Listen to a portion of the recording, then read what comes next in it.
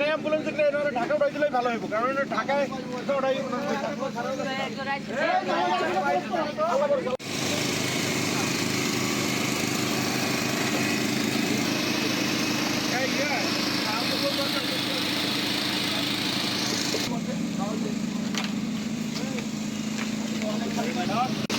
কাঠ নিচে গেছে স্যার।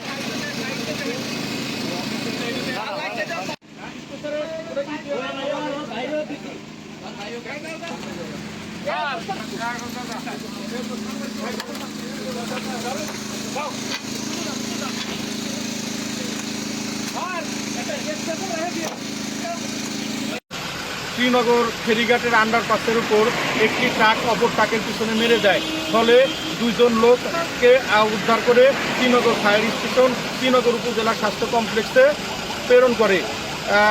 কর্তব্যরত চিকিৎসক একজনকে মৃত বলে ঘোষণা। অগ্রযাত্রা প্রতিদিন নির্ভীক প্রত্যয়ে উজ্জীবিত।